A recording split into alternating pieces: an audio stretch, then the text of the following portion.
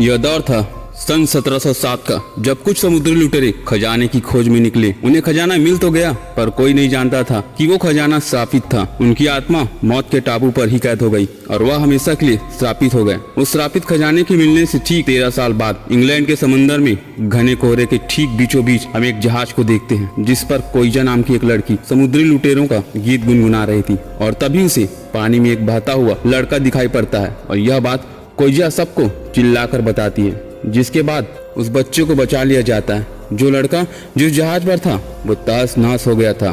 सब यही अनुमान लगा रहे थे कि समुद्री लुटेरों ने उन पर हमला किया। गवर्नर फान, जो कि कोइजा के पिता हैं, वो उस लड़के का ख्याल रखने को कहकर उस घटना का मुआयना करने चला जाता है और तभी उस बच्चे को होश आता है। दरअसल उस बच्चे का नाम विल टर्नर है और ऐसा कहकर वो फिर से बेहोश हो जाता है। कोइजा को उसके लॉकेट पर बने समुद्री लुटेरे का चिन्ह दिखाई पड़ता है। इससे ये पता चल रहा था कि वो समुद्री लुटेरों का ही बेटा है और अगर यह बात वहाँ लेफ्टिनेंट जेम्स को पता चल जाती तो वो विल का कब्र वहीं खोद देता। अब कोइजा उसकी लॉकेट छुपा देती है और तभी कोहरे के पास उसे ब्लैक पर्ल जहाज नजर आता है, जिसे डरकर उसकी नींद खुल जाती है। दरअसल ब्लैक पर्ल जहाज का इतिहास ही कुछ ऐसा है कि हर कोई डर जाए। कहानी के मुताबिक ब्लैक पर्ल ऐसा जहाज है जिसमें दानव बसते हैं। कोइजा अपने बचपन के सपने से बाहर निकलकर तुरंत विल का लॉकेट चेक करती है, जिसे आज भी वो अपने सीने से लगा कर रखती है, क्योंकि बचपन से ही वो विल से प्यार करती थी। इसलिए 8 साल बाद भी उसने किसी को नहीं बताया कि विल समुद्री लुटेरों का बेटा है और वही विल बड़ा होकर लोहार बन जाता है और आज वह गवर्नर स्वान के घर पर उसके लिए तलवार बनाकर लाया है, जिसे स्वान लेफ्टिनेंट जेम्स को कोमोडोर बनने के मौके पर देने के लिए बनवाया था। और तभी विल कोइजा से ही मिल लेता है। दोनों एक दूसरे को चाहते थे, पर विल खुद को छोटा समझता था, इसलिए वो कोइजा से कुछ नहीं कह पाता था। और दूसरी तरफ हम तिगड़मबाजों के बादशाह कैप्टन जैक स्पैरो को देखते हैं, जो कि इस जश्न के मौके पर रंग में भंग करनी पोर्ट रॉयल के किले पर चला आता है। पर जैसे वो तट पर पहुंचता है, सिपाही उसे पकड़ लेते हैं और तभी जैक उसे अपना पीछा छुड़ाने के लिए बातों से उलझाए रखता है। और इधर जेम्स कोमोडोर का शपथ ग्रहण करने के बाद कोइजा से शादी का इजहार करता है। तभी कोइजा कुछ कह पाती, इससे पहले वो बेहोश हो जाती है और किले से सीधे समंदर पर गिर जाती है। और जैसे ही उसका लॉकेट समंदर के संपर्क में आता है, समंदर में तहलका उठ जाता है और तभी जैक कोइजा को पानी में गिरते हुए देख लेता है और उसे देखकर कोइजा को पानी में बचाने कूद पड़ता है, क्योंकि उसे पता था कि अगर उसने कोइजा को बचा लिया तो वो उसके बाहर निकलने में उसकी मदद कर सकती है और वो उसे बचाकर पानी से बाहर लाता है। और तभी उसकी नजर कोइजा के लॉकेट पर पड़ता है। वो उसे पूछता है कि आखिर ये लॉकेट तुम्हें कहाँ से मिला। तभी पोर्ट रॉयल के सेना उसे चारों तरफ से घेर लेती है। कोइजा उसे बचाने की कोशिश करती है, पर कोमोडोर कोइजा की कोई भी बात सुनने को तैयार नहीं। इसके बाद जैक आज उनके हाथ लगा है, वो उसे फांसी की सजा सुनाते हैं। कोमोडोर जैक से उनके जहाज के बारे में पूछता है। जैक कहता है, मुझे जहाज कुछ देर में मिलने वाली है।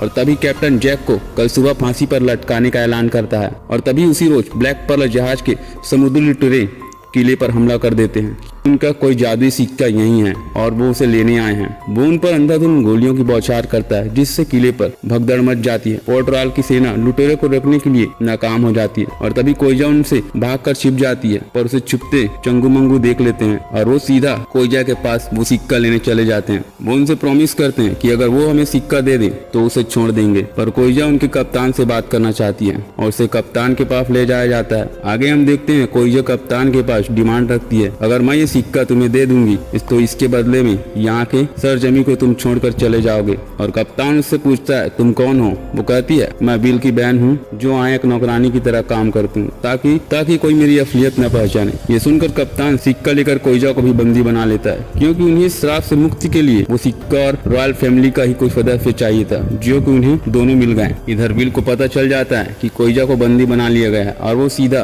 कोमोडोर और गवर्नर के पास जाता है कोइजा के रिहाई के लिए, पर उसकी बात कोई नहीं सुनता। और तभी वो कहता है, मैं उसी लुटेरे का बेटा हूँ, पर सबको लगता है ये पागल हो गया है, इसलिए ऐसा बोल रहा है। और वो अब सीधे जैक के पास जाता है। जैक उससे कहता है, क्या तुम मुझसे प्यार करते हो। वो कहता है हाँ। विल उसे अपनी सच्चाई बताता है कि वो बूट स्ट्रैप ट्रेनर का बेटा है, जिसे कप्तान बारबोसा कई सालों से खोज रहे हैं और 8 साल पहले बारबोसा ने ही विल को पकड़ने के लिए उसके जहाज पर हमला किया था। जैक पहले से ये सारी बात जानता था और वो समझ गया था कि विल उसके लिए बहुत कीमती है और कोइजा को छुड़ाने के बदले खुद की रिहाई मांगता होता है। वो मान जाता है और अब दोनों समुद्री तट पर और वहाँ एक टॉन्टलेव जहाज लेकर फरार हो जाता है। जेम्स को पता चलता है कि वो लुटेरा टॉन्टलेव जहाज पर सवार हैं, तो उसे पकड़ने वो इंटरसेप्टर जहाज भेजता है। दरअसल ये सब जैक का एक प्लान होता है और वो सीधे इंटरसेप्टर जहाज पर कब्जा करके वहाँ से रफू चक्कर हो जाते हैं। जिसके बाद ये ब्लैक पर्ल जहाज को ढूंढने निकल पड़ते हैं, पर उससे वो पहले टरूटा टापू पर पहुंचते हैं, जहाँ वो अपने दोस्त को मिलकर विल के बारे में बताता है। इधर कोइजा को हर तरह का पकवान बनाकर खिलाया जा रहा है। बारबोसा उसे बताता है कि 14वीं शताब्दी में मैक्सिको में एक राजा था, जिसे लूटने के लिए एक स्पेनी राजा